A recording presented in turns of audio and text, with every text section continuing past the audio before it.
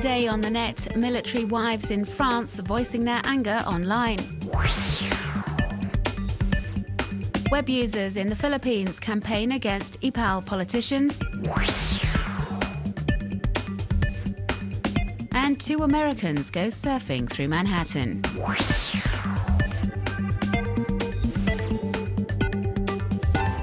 On Monday, France's Minister of Defence, Jean-Yves Le Drian, announced the government would unblock €30 million to pay a backlog of wages owing to military troops before Christmas.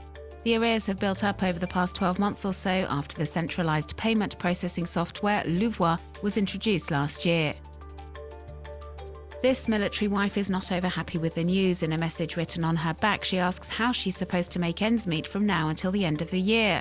And because they don't have the same obligation of professional discretion, the wives and daughters of soldiers decided to take action last week and have since been posting pictures of their naked backs on Facebook to draw attention to what they consider to be a maddening situation and to share personal accounts of the financial difficulties they're encountering.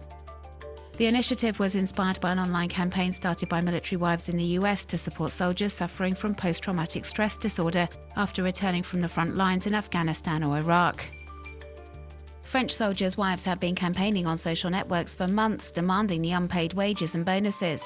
The problem has affected the day-to-day lives of thousands of families, with the majority of French troops serving overseas, in Afghanistan, for example.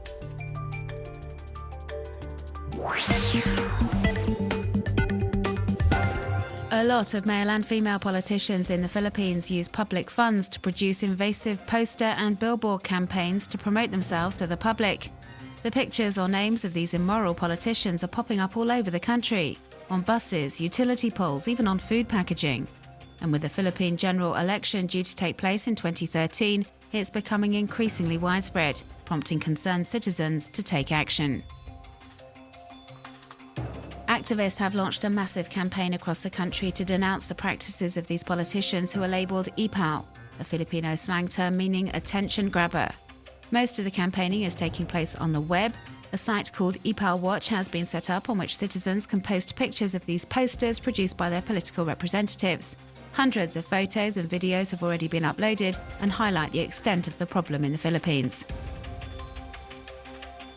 And the anti-IPAL campaign is drawing growing support. This Facebook page was set up to raise awareness of this scourge that blights political life and has over 34,000 supporters committed to convincing elected representatives in the Philippines to change their ways. And although the anti-IPAL movement is essentially an online one, as we can see in this footage filmed in the capital, Manila, at the beginning of October, some have also taken to the streets to voice their frustrations. Hundreds of Filipinos gathered asking for greater transparency from their elected representatives and demanding they stop using taxpayers' money for their own professional gain.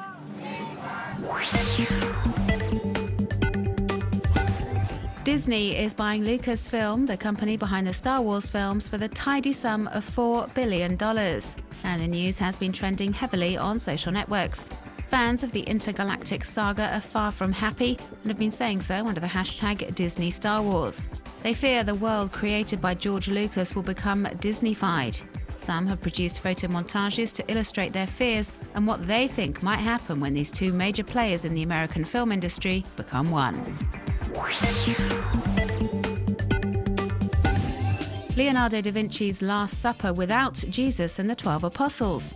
Haju Bence, a student at the Hungarian University of Fine Arts, has explored a series of works by the great Renaissance masters and imagined what they'd look like without any people.